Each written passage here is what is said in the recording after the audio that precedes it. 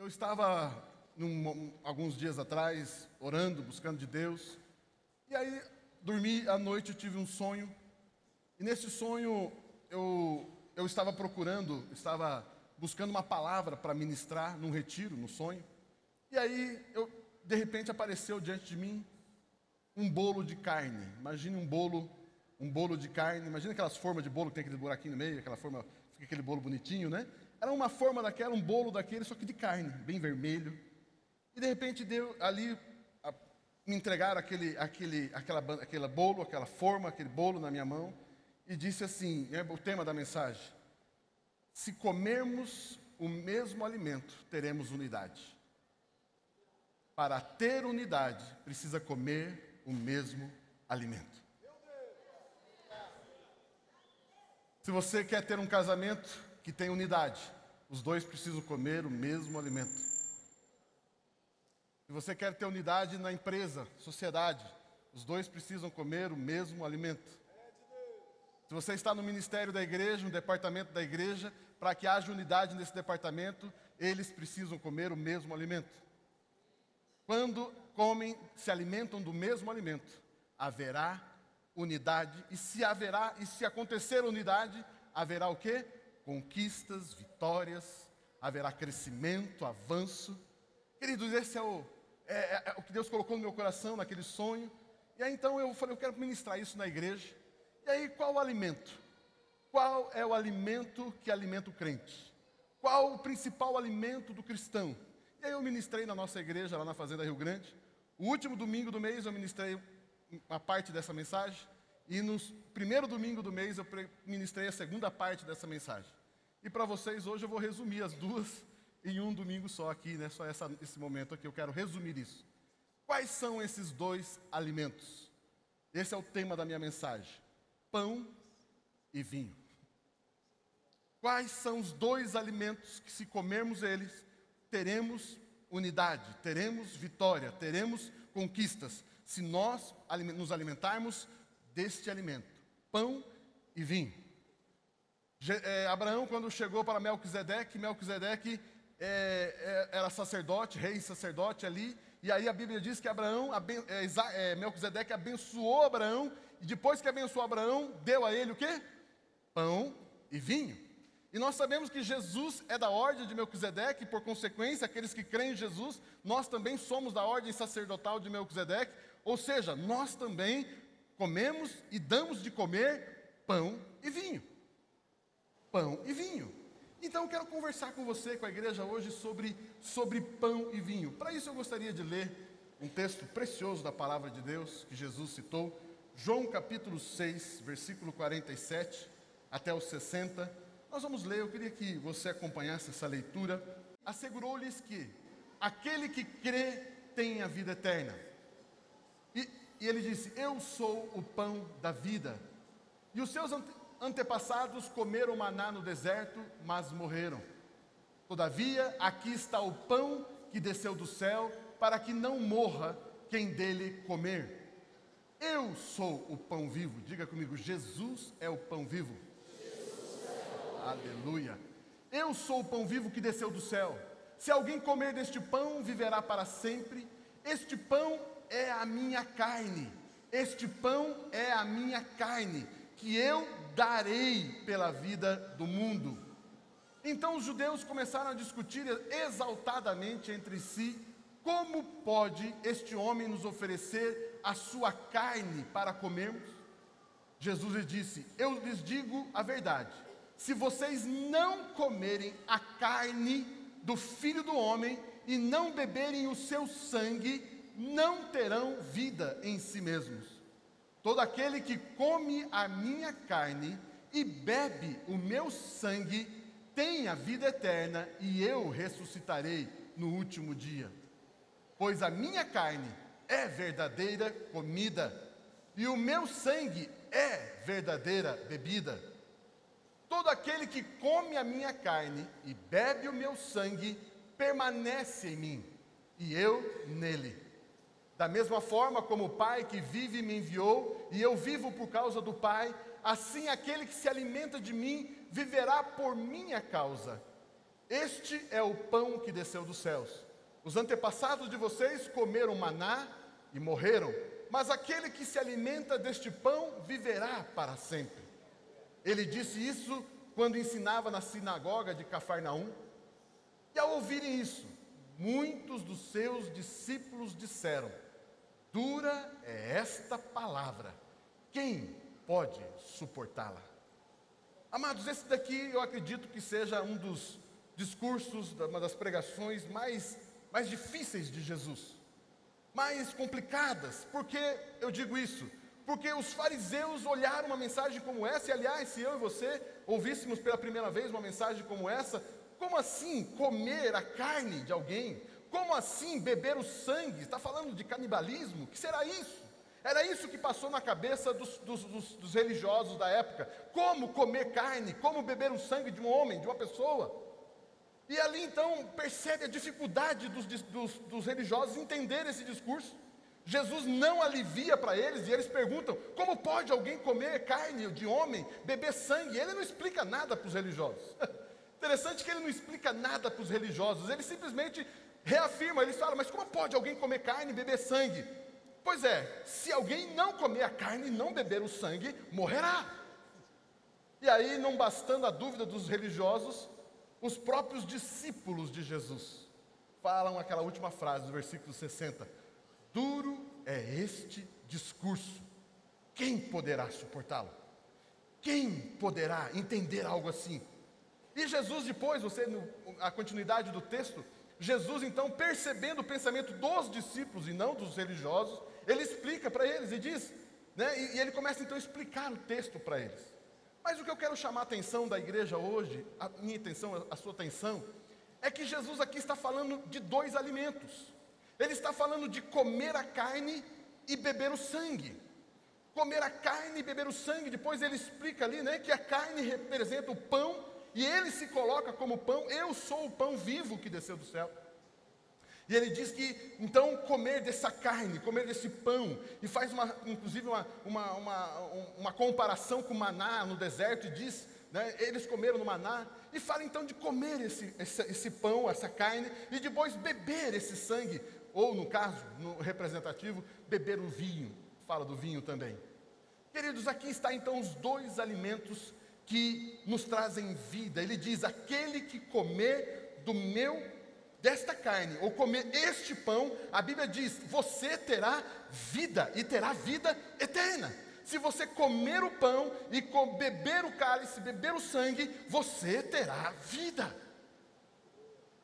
Amados, olha que promessa maravilhosa. Jesus está dizendo o seguinte para mim e para você: ei, preste atenção. Existe um outro tipo de vida. Existe uma outra vida que é diferente da qual vocês estão vivendo. Existe uma vida, e essa vida é uma vida que somente eu dou. Eu é que dou a vida, e esta vida tem uma característica: essa vida é eterna.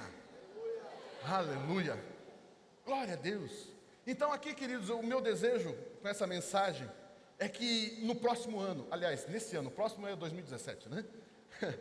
Nesse ano de 2016, queridos, que você se alimente fartamente deste alimento.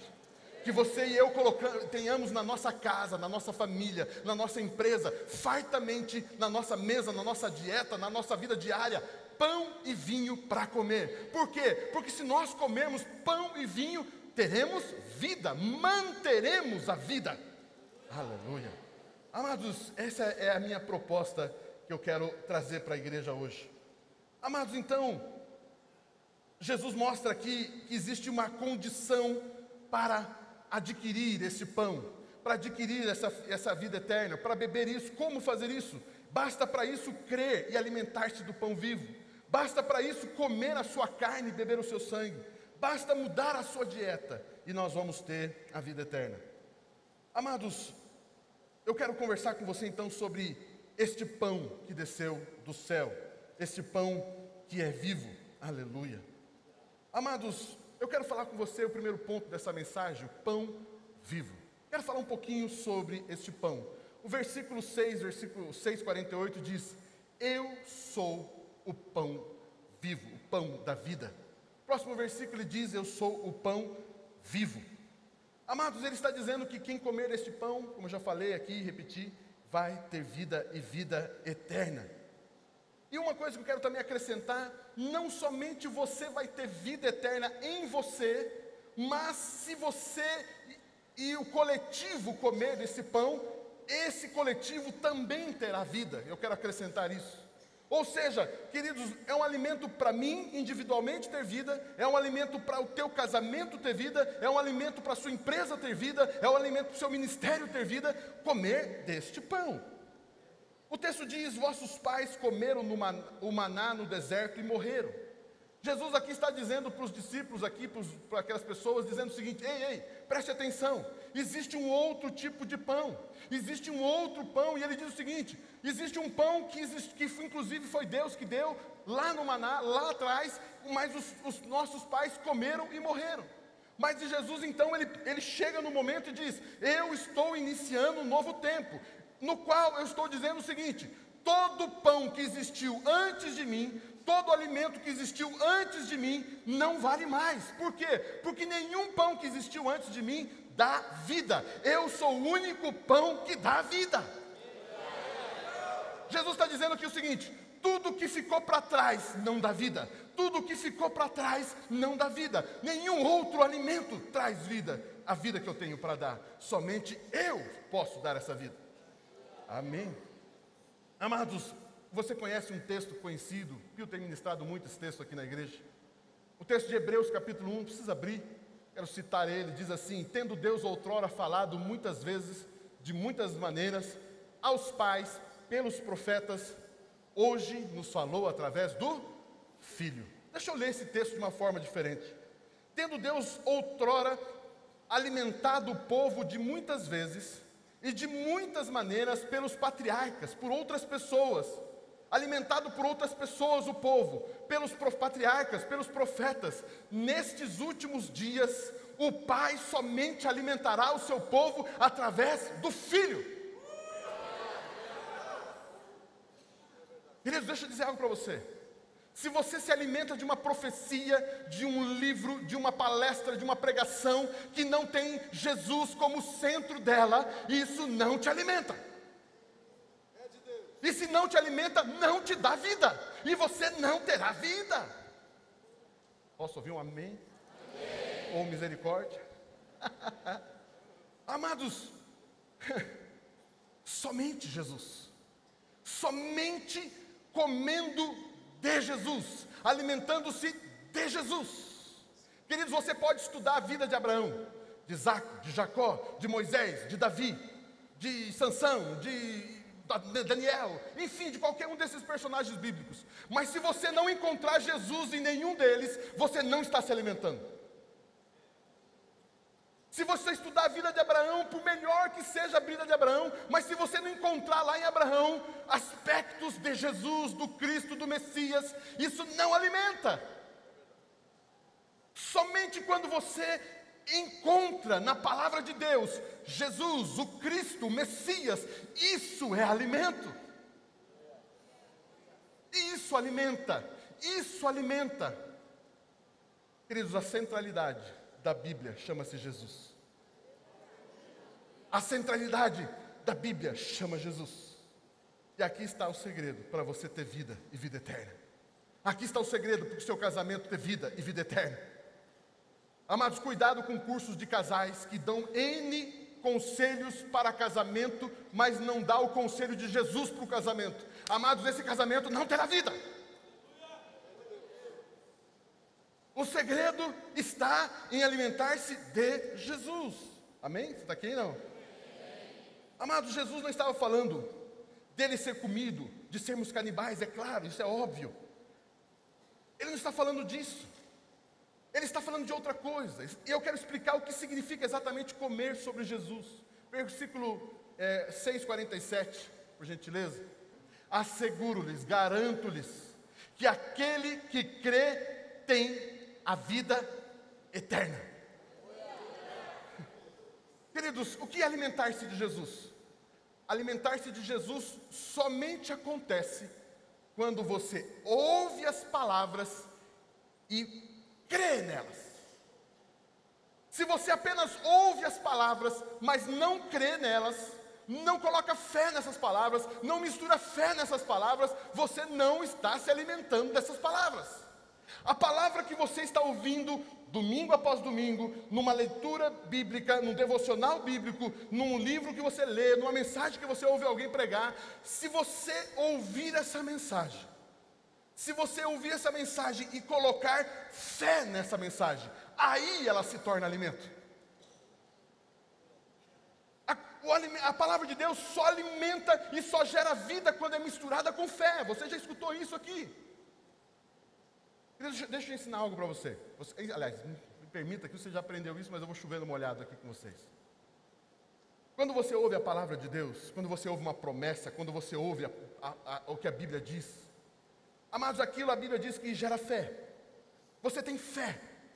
Só que depois que você tem fé, você precisa ter um próximo passo depois disso, que é crer. Você tem fé e depois você crê. Mas pastor, não é a mesma coisa? Eu acho que não. Por quê? Porque você coloca fé. E como que se transforma a fé em crer? Quando você coloca na fé uma ação junto. Por exemplo, você crê no que Deus disse para você? Sim. Você tem fé naquilo que Jesus disse para você? Sim, eu tenho fé. E agora o que você vai fazer com isso? Agora você vai fazer uma primeira coisa. O que é? Vamos ver quem sabe? Qual é a primeira ação, atitude prática que mostra que você realmente está crendo? Quando você declara. Se você apenas tem no seu coração uma palavra, mas isso não afeta a sua fala, o seu discurso, queridos, você não está crendo. Uma das características, uma das formas de você reconhecer uma pessoa que está crendo, é ouvindo o que ela diz. Quando você ouve a pessoa falar, quando você escuta a pessoa falar, você vai descobrir se ela crê ou não. Se ela declara constantemente aquilo que ela tem fé, aquilo que ela crê, você está diante de uma pessoa que crê. Quando você entende por que Deus não gosta de murmuração? Porque quando você murmura, você está declarando que não crê.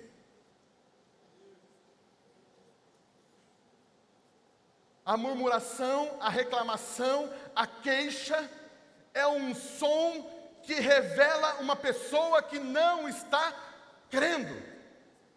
E se essa pessoa não está crendo, por que ela está assim? Porque ela não está se alimentando. E uma pessoa que não se alimenta vai morrendo. Diga a pessoa que está do seu lado: murmuração mata.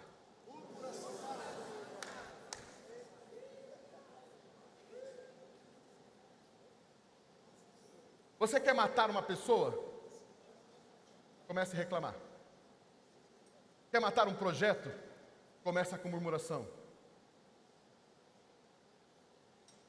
Um aqui reclama, se junta com outro que reclama, se junta com mais um terceiro que reclama, um quarto que reclama, e começa aquela podridão a acontecer.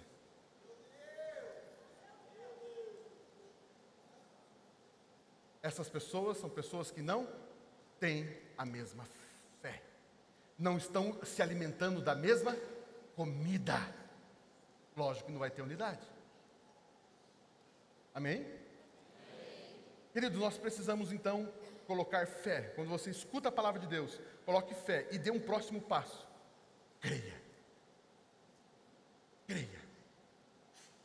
Não permita nos seus lábios a murmuração. Não permita isso. Todas as vezes que você então está crendo na palavra, você está se alimentando. Quando você não crê na palavra, você está deixando de se alimentar. Imagine que você tem lá uma bela torta de limão. Aleluia. Na minha igreja dá certo. Eu falo bastante torta de limão, eu sempre ganho. Não sei porquê. Sempre me dão de presente. Mas imagina aquela bela torta de limão, deliciosa, com aquele suspiro gostoso. Oh, aleluia. Você vê aquela coisa maravilhosa. O que é a fé? É quando você... É para você, é para você, é para você. Que bom! E como é que eu faço para comer? Pega um garfo com a colher e... O garfo é o crer. A colher é o crer. E como que você manifesta isso? Declarando.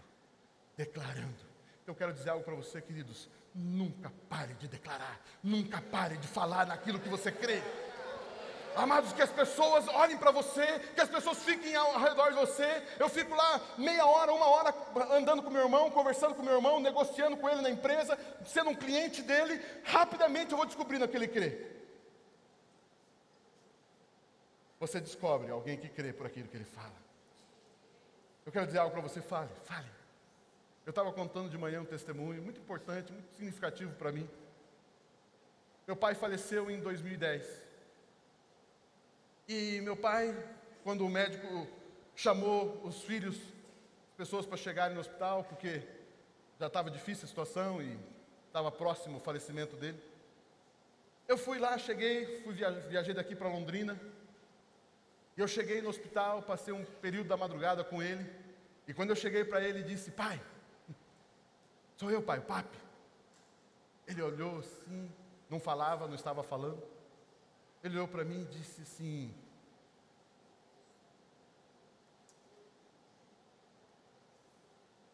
pai, você quer que eu ore por você? E aí eu comecei a orar por ele. E ele não falava mais. E quando eu lá para o meio da oração, no momento da oração, de repente ele cheio do soro, muito fraco, ele levantava a mão. Aí ele cansava, baixava a mão e eu continuava orando daqui a pouquinho.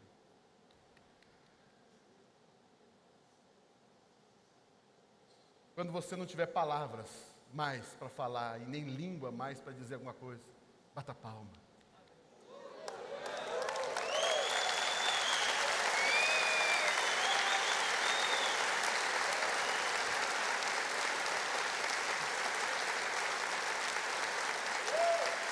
Aleluia. Aleluia.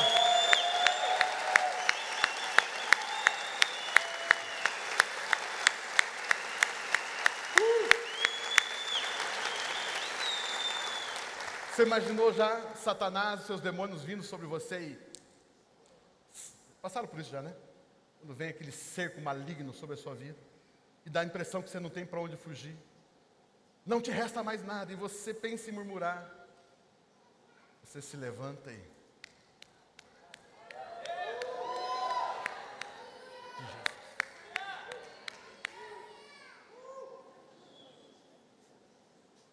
Deixa eu dizer algo para você.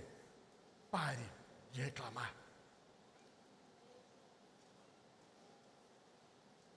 Eu falei algo que escandalizou aqui de manhã, bem nojento. Nojento. Se alguém tem estômago fraco, vai ficar com problemas agora. Quando você murmura, você está vomitando pão.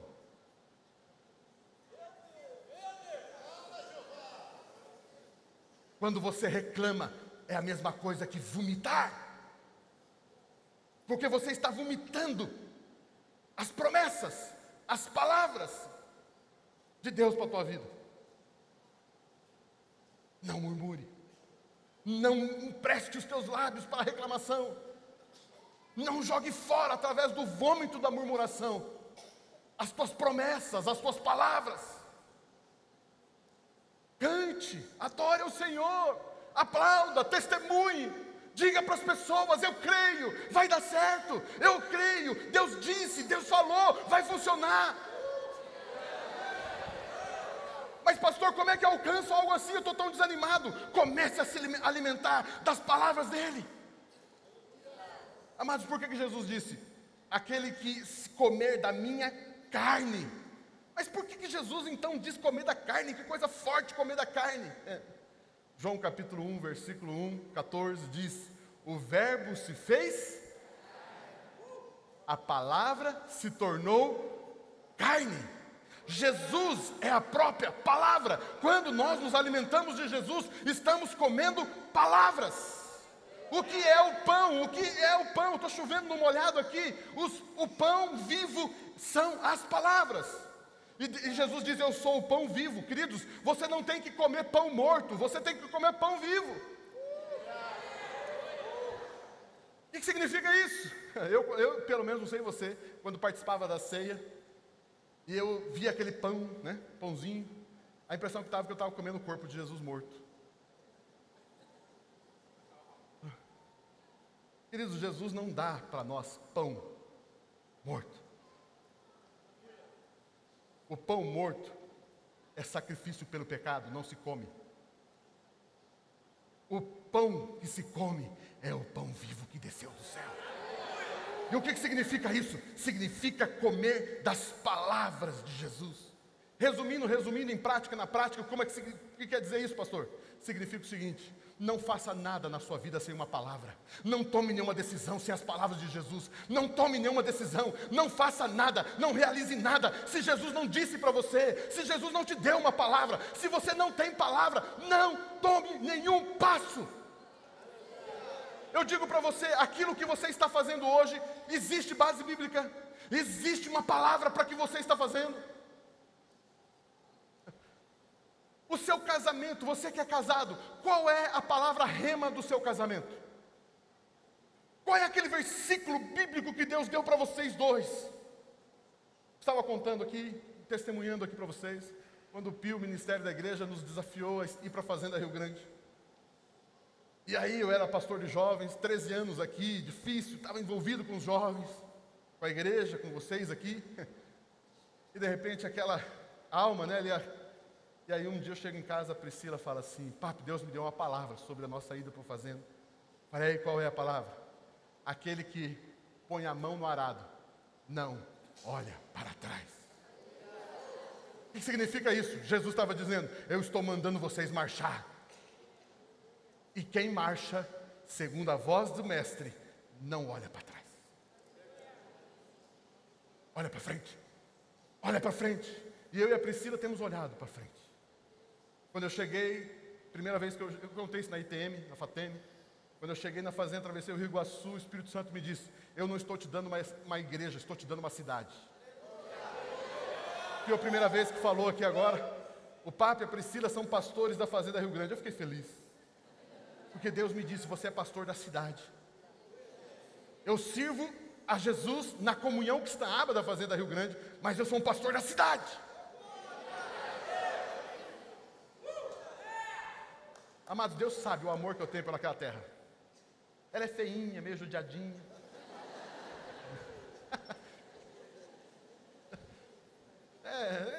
Não é lá aquelas coisas assim, do ponto de vista turístico. Mas eu tenho dado a minha vida naquele lugar. Eu tenho dado a minha vida naquele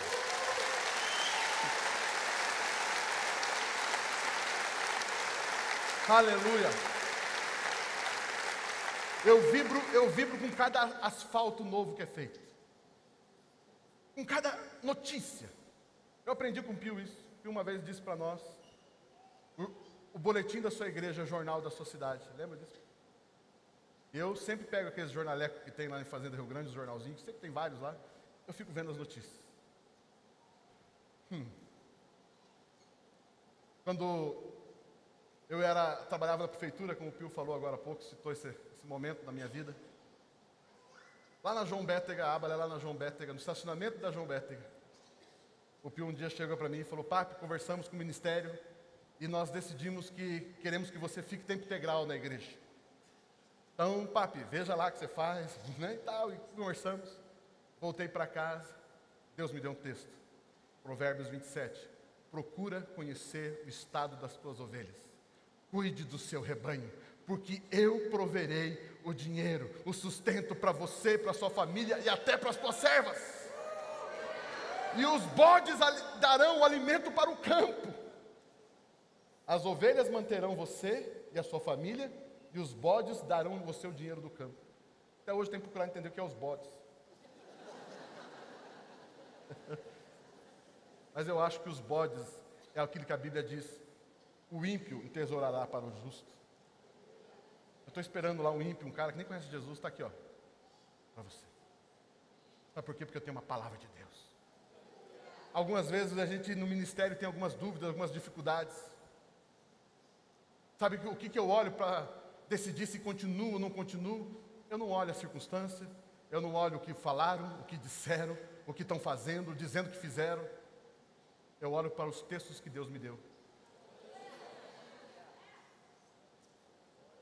Nunca justifique a sua decisão nos outros. Não fundamente as suas decisões no erro de ninguém, no acerto de ninguém. Aleluia! Fundamente as suas decisões na palavra de Jesus.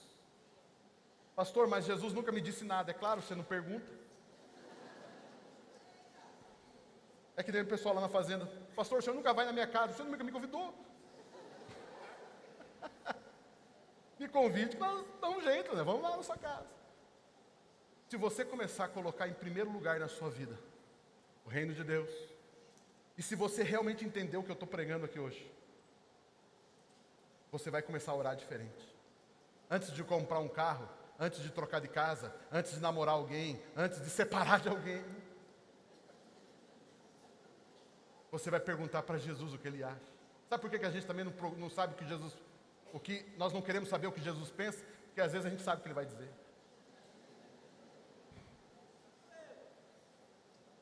A gente pergunta para 20 pessoas.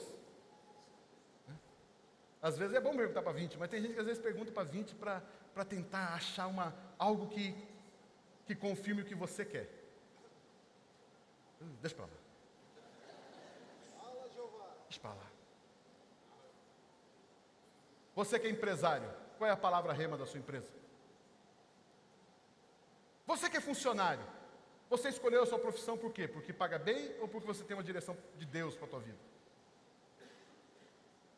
Queridos, deixa eu dizer algo para você. Ou a gente decide levar a vida a sério, cristã a sério, ou a gente vai ficar enrolando.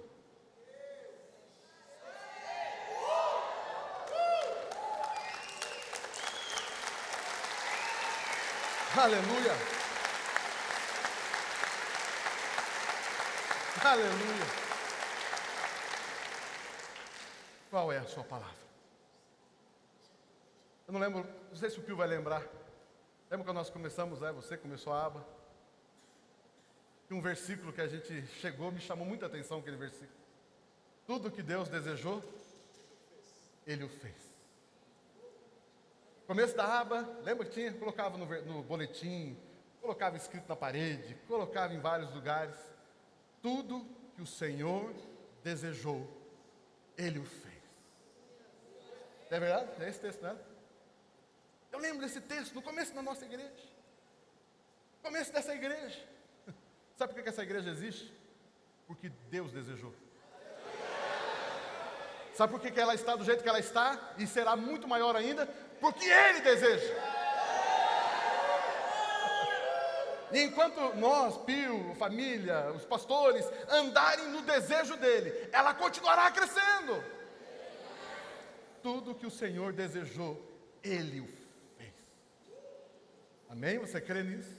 Amém. Amados, se apegue à palavra, como as palavras de Jesus. E agora eu quero entrar no segundo ponto. Agora que você já comeu bastante, agora você vai beber bastante.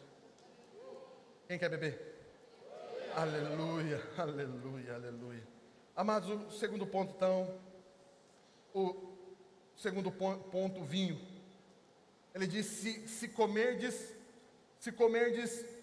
a minha carne e beber o meu sangue. E beber o meu sangue. Enquanto o pão ou a carne significa as palavras de Jesus, e alimentar-se das palavras de Jesus, lógico, crendo nas palavras de Jesus, porque se você não crê, você não está se alimentando. Nós temos o sangue. O que significa o sangue? Sangue, eu acho que é bem claro para todos nós aqui.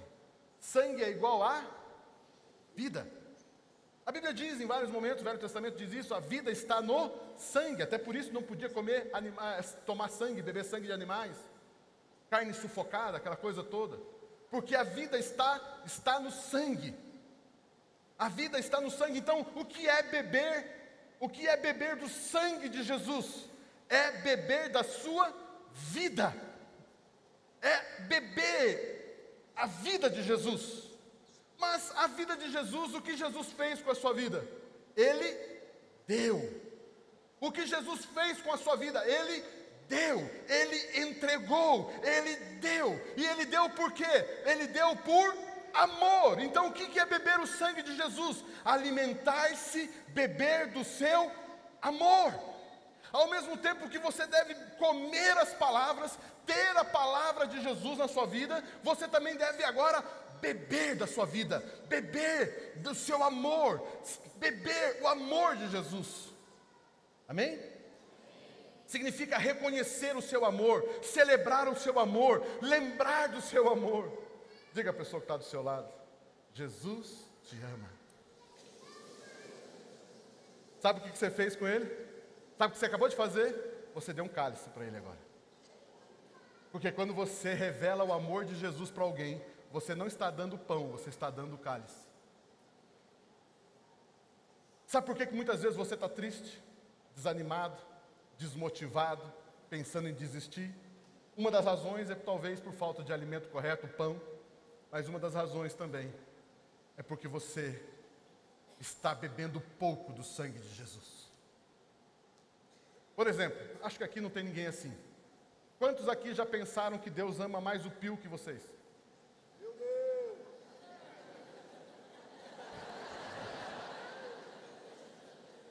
Quantos aqui já pensaram que Deus ama mais alguém do que você? Se você tem dúvida se Jesus te ama, é porque você não está bebendo do sangue dele. Quando você bebe do sangue de Jesus, diariamente, não só no primeiro domingo do mês, quando você bebe do sangue de Jesus diariamente, você está se bebendo do amor dele. A cada dia que você bebe do sangue, você tem uma grande convicção: Ele me ama, Ele me ama, Ele me ama. Amados, eu quero que a Bíblia... aleluia,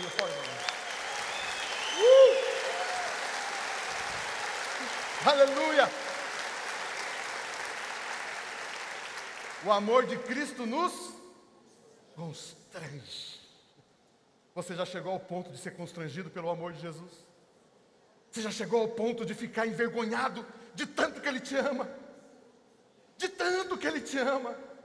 Queridos, eu quero dizer para você, uma das razões também pela qual eu e você muitas vezes não deixamos de crer nas palavras, é porque nós não cremos que Ele nos ama. O que nasce primeiro, o amor ou a palavra?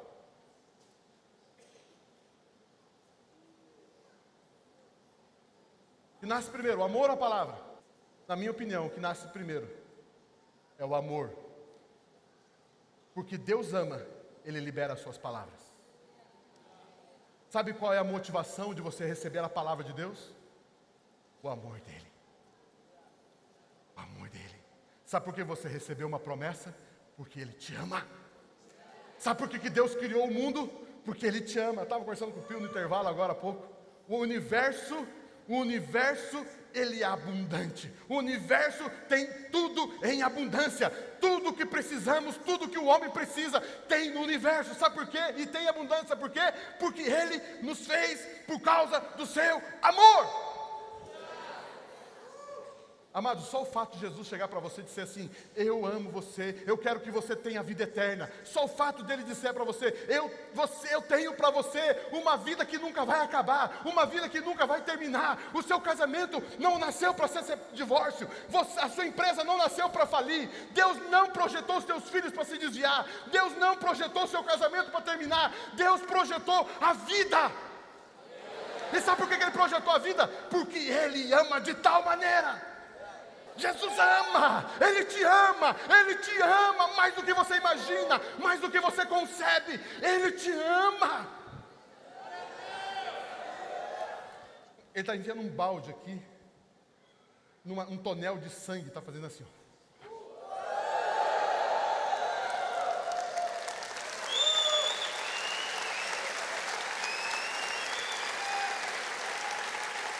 Ele te ama, Ele te ama. Você que está triste, deixa eu dizer algo para você: Jesus te ama, Ele te ama. A palavra de Deus diz: porque Deus amou o mundo de tal maneira. Eu quero dizer algo para você: Deus amou e Ele ama. Ele amou. Jesus é Entenda bem a expressão meio boba que eu vou falar aqui agora. Ele é doidinho por você. É bem baixo o que eu estou falando, mas eu não sei mais o que falar.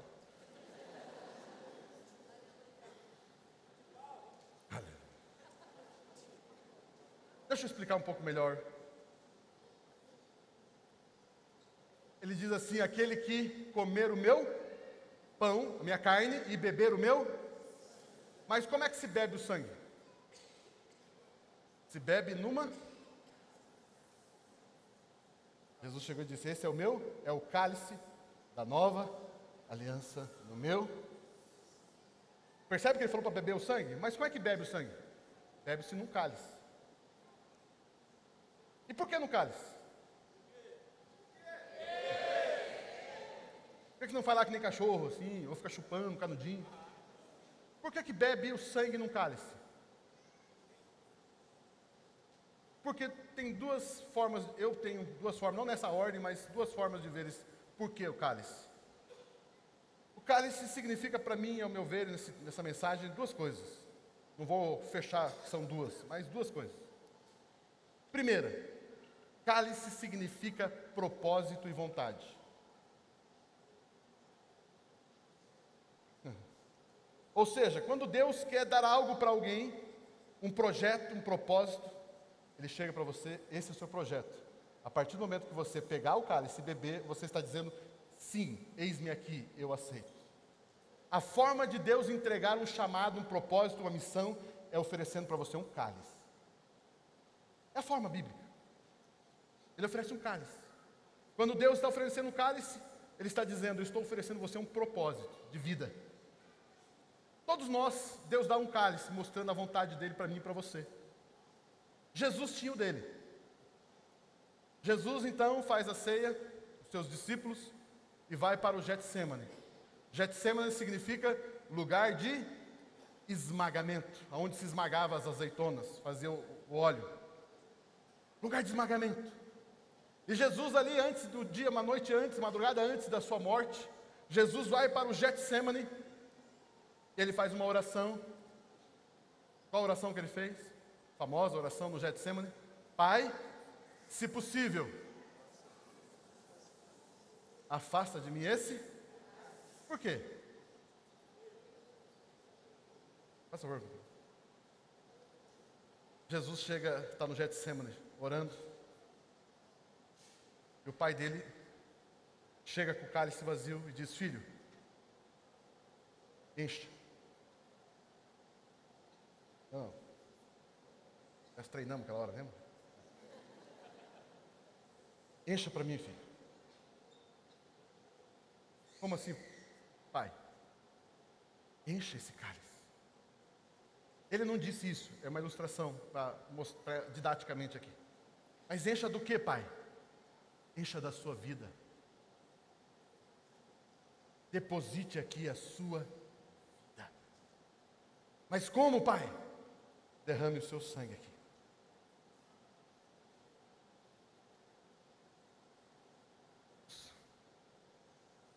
Pai, se possível. É isso que o Senhor quer para mim? Esse é o projeto do Senhor para a minha vida? Sim. Se possível, Pai, afaste de mim esse cálice, mas antes faça a sua vontade. Cumpra-se o seu propósito. E naquele exato momento, Jesus começou a encher o cálice. Como? Quando ele começou a transpirar sangue. E ali, obrigado. E ali, após aquele momento, no outro dia, Jesus foi derramando sangue, derramando sangue. E quando ele derramava o seu sangue, estava derramando a sua.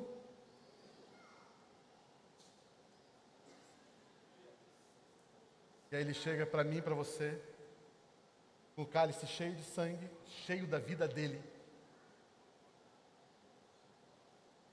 Você quer a minha vida? Se você beber meu sangue, se você beber da minha vida, você terá vida eterna.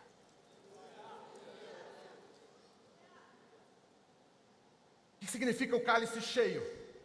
Cálice cheio significa tetelestai. Eu terminei. enchi o cálice. E agora que o cálice está cheio, beba. Quem quer beber?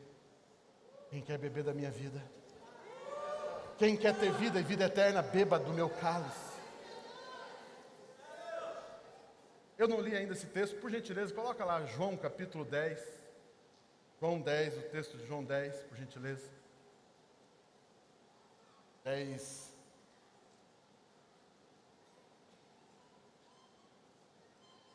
João 10, 11. João 10, 11. Eu sou o bom pastor. O bom pastor dá a sua vida pelas ovelhas.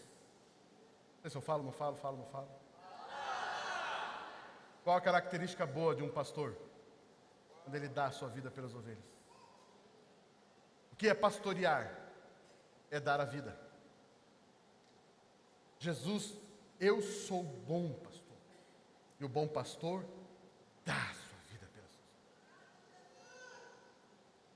Outro texto, 15. João 10, 15.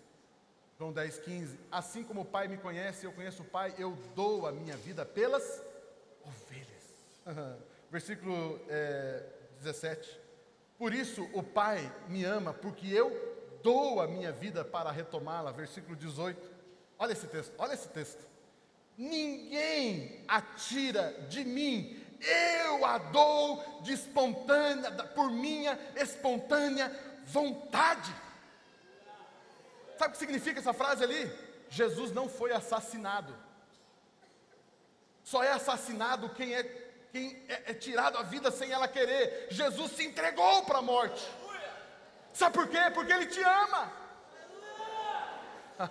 Volte lá o texto, por favor. Tenho autoridade para dá-la e para retomá-la. Esta ordem recebi do meu Pai. O que o Pai disse para Jesus? Dê a sua vida. Dê a sua vida. Aqui está o cálice. Encha ele e dê para o mundo. Significa o seguinte: se cálice é propósito, chamado, a vontade de Deus para a tua vida, Jesus chega para você. Essa é a vontade. Esse é o teu ministério. Encha ele para mim. Esse é o teu ministério. Encha ele para mim. E como é que enche o cálice que Deus te dá? Deus te dá o cálice vazio, no que se refere ao chamado. Encha com a sua vida. Como se cumpre ministério? Dando a vida. Queridos, se você está trabalhando por recompensa, por reconhecimento, você não está trabalhando para dar, você está trabalhando para receber. Quem faz para receber algo em troca, não está dando.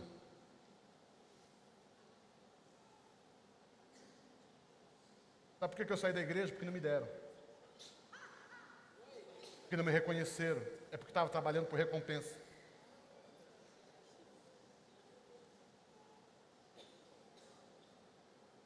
Dê a sua vida. Dê a sua vida. Dê a sua vida pelo seu chamado. Dê a sua vida. Que é assim que o nosso mestre fez. E o segundo aspecto do cálice. Por que um cálice? Por que um cálice? Porque é o cálice que significa aliança. Jesus diz para mim e para você: eu vou cuidar de você. Eu prometo estar com você todos os dias até a consumação dos séculos. Eu vou te alimentar, eu vou te suprir, eu serei o teu escudo, eu te darei um ministério, eu estarei com você. E promessas, eu sou aquele que te cura, eu sou aquele que te guarda, eu sou o teu Deus, eu sou o teu Pai. Você tem uma herança, você tem a herança poderosa, você é filho. Ele vai prometendo. Enche o cálice. E ele diz assim: agora eu quero entregar esse cálice como sinal de aliança. E quando você toma o cálice que Ele te deu, você está dizendo: eu creio na aliança. Eu creio nessa aliança.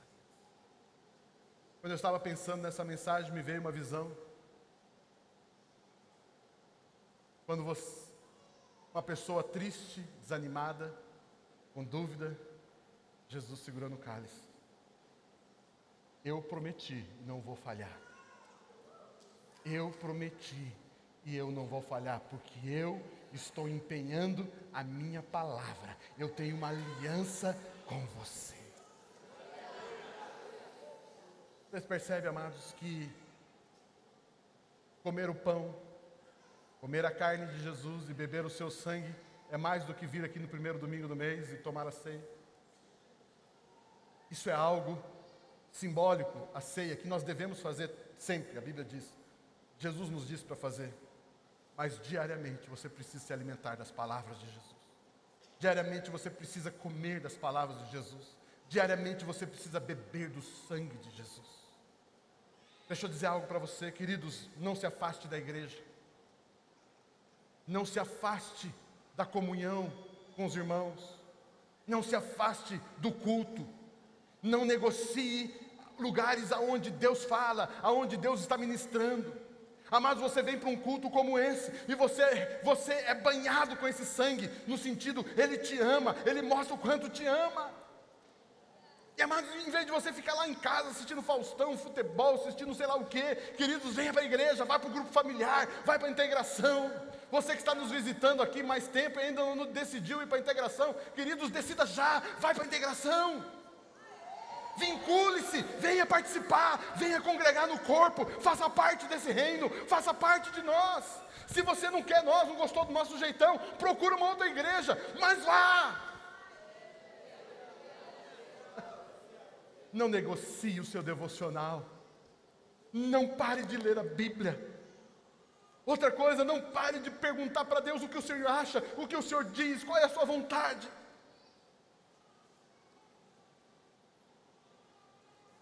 Ele te ama. Ele te ama. Ele te ama. Ele te ama. E o meu desejo para 2016 para você é que você coma das palavras de Jesus. Eu quero profetizar sobre você. E se você não tem uma palavra, como eu falei aqui do casamento, qual a palavra rema do seu casamento? De repente vocês já vieram casados, não era crente ainda. Busque uma palavra, eu quero liberar sobre a sua vida, que Deus fale com você. Que Deus te dê uma palavra, que Deus te dê um texto bíblico. Que Deus fale com você. Você jovem que está procurando aí um casamento, um namorado, namorada. Que o Senhor te dê palavras. Fique firme nelas. Você que está numa empresa, querido, você que é um empresário, deixa eu dizer algo para você. Qual é a melhor forma de você começar a sua empresa em 2016? Busque uma palavra. Busque uma palavra, pare de ouvir o que as notícias estão dizendo, que 2016 vai ser difícil. Busque uma palavra de Deus para a sua empresa. Busque uma palavra de Deus para você. Pergunte para o Senhor, Deus, o que o Senhor tem para mim, Deus? Fala comigo, Senhor. E eu, quando digo fala comigo, eu estou dizendo para você o seguinte: Bíblia. Bíblia. Mas eu tenho muitas palavras de profetas, homens e mulheres de Deus que profetizaram na minha vida. E realmente se cumprem. Mas todas elas precisam ter respaldo bíblico. Como que você se fia numa promessa, numa profecia? Receba a profecia do profeta, mas em seguida espere vir uma palavra. Escute o que eu vou falar. Quando Deus levantar um profeta, uma mulher, um homem, uma profeta de Deus para falar com você, uma palavra profética, uma palavra de conhecimento, uma palavra profética sobre a sua vida, receba ela, seja grato por aquilo, mas espere, porque em seguida virá um texto bíblico. Não necessariamente nesta ordem, mas porque Deus ele vai confirmando a vontade dele para você. Busque uma palavra de Deus. Amém? Você recebe essa palavra no seu coração? Eu queria pedir que você ficasse em pé, desse um forte aplauso a Jesus.